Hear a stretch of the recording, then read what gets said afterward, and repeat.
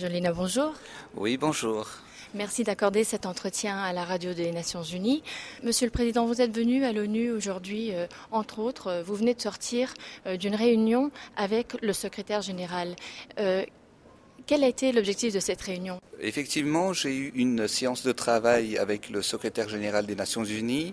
L'objectif, c'est surtout d'apporter des précisions et aussi de lui marquer l'évolution de la situation politique et économique à Madagascar et surtout la nécessité d'organiser des élections le plus tôt possible, car les experts des Nations Unies sont déjà sur place à Madagascar actuellement, et d'après le souhait du peuple malgache de mettre fin à cette transition qui n'a que trop duré, et mettre tout en œuvre afin qu'on puisse avancer pour le bien du peuple malgache. Et quelles sont les prochaines étapes justement pour arriver à ces élections et à quand ces élections ?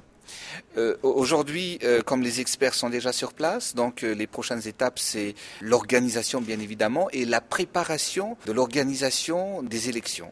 Et comment céder le pas à la réconciliation, à une entente, surtout vis-à-vis de l'ancien président ? Maintenant, tout ce qui est question juridique est clos. Ceci dit, nous sommes prêts, nous sommes ouverts dans le cadre qu'on appelle nous en malgache le Fiavanan, pour rétablir la paix à Madagascar. Nous sommes prêts à étudier, à voir, à discuter pour rétablir la paix afin que le pays puisse vivre dans la sérénité et que le peuple malgache puisse s'éloigner des troubles, justement, pour qu'il n'y ait plus de troubles à Madagascar. Merci, Monsieur le Président. Si vous êtes venu à New York aussi aujourd'hui, c'est pour la réunion de haut niveau à l'Assemblée générale aussi sur la situation économique et financière à travers le monde en vue de Rio+20. Alors, quel a été votre message principal ? Le message principal est que la crise économique mondiale a créé des conséquences sans précédent, surtout en ce qui concerne Madagascar. Ça a augmenté le taux de chômage. Ceci dit, nous avons déployé les efforts nécessaires afin de pallier justement pour que la crise mondiale n'ait pas d'impact trop négatif au sein du peuple malgache. Donc le message principal, c'est qu'il faut que les bailleurs de fonds puissent voir de près, étudier de près des situations et de l'aide et aussi des partenariats gagnant-gagnant à travers les pays les plus vulnérables. Souvent, en temps de crise, on prône par exemple des politiques d'austérité et c'est des politiques justement que Madagascar a adoptées. Est-ce qu'elles ont fonctionné ? Oui, aujourd'hui nous avons réduit notre dépense de 40%. Ceci dit, ça nous a permis de survivre, mais la croissance économique n'était pas au rendez-vous parce qu'il manquait d'investissement, il manquait aussi l'aide des partenaires financiers extérieurs, donc ça a ralenti le développement à Madagascar. Et à quel partenariat peut-on s'attendre aujourd'hui quand même les partenaires, eux, sont en crise ? Il y a plusieurs sortes de partenariats, que ce soit avec les privés, que ce soit avec des pays qui puissent investir à Madagascar et aussi qui puissent transférer leurs compétences à travers la formation, à travers la création de l'emploi. Madagascar est un grand pays où nous avons justement privilégié l'agriculture par exemple, à travers la détaxation des matériels agricoles et des intrants, afin qu'on puisse avoir une sécurité alimentaire assez conséquent. Comment expliquez-vous que Madagascar a un taux d'endettement de 20% malgré le fait que le pays ait honoré ses échéances et n'ait pas emprunté d'argent depuis 2009 ?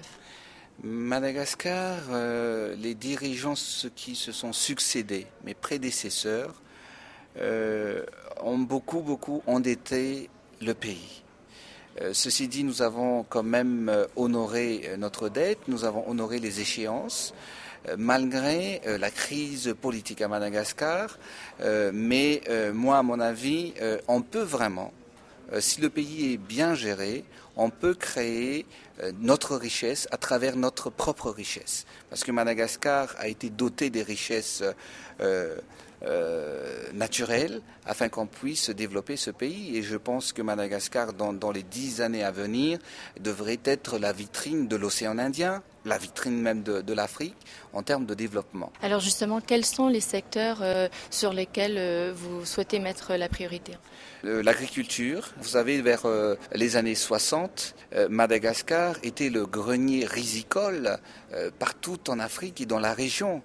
Aujourd'hui, on importe du riz, donc il faut étendre l'étendue de notre terre cultivable, donc ça fait partie de notre priorité. Surtout aussi, donc ça va créer de l'emploi pour la jeunesse, le tourisme aussi. Nous avons plusieurs kilomètres de plage à Madagascar. Tout ça, ce sont des secteurs à prioriser.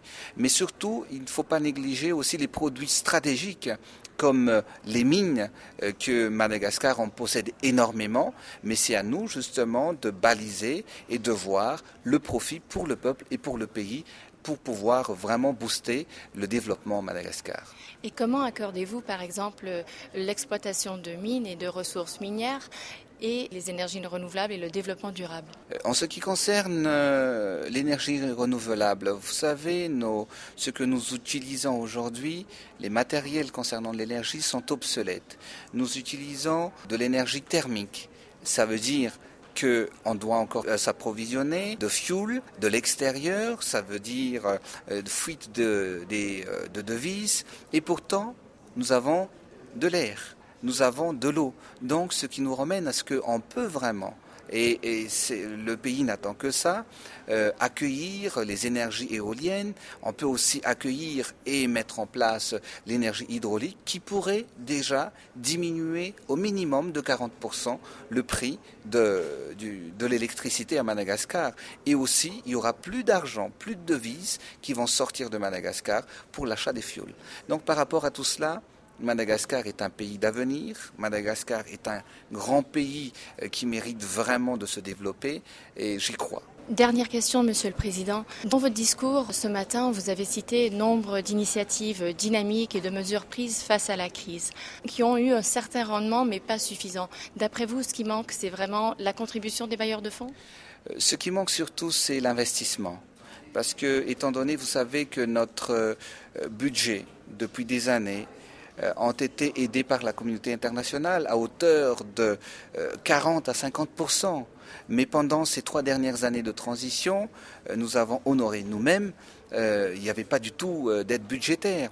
Mais ce qui manque surtout pour développer un pays, c'est des grands investissements pour développer le pays, mais ceci dit à travers les fonds internationaux comme l'Union européenne, comme la Banque mondiale, et c'est ce qui a fait reculer justement notre PIB au jour d'aujourd'hui. Merci beaucoup, Monsieur le Président. Merci.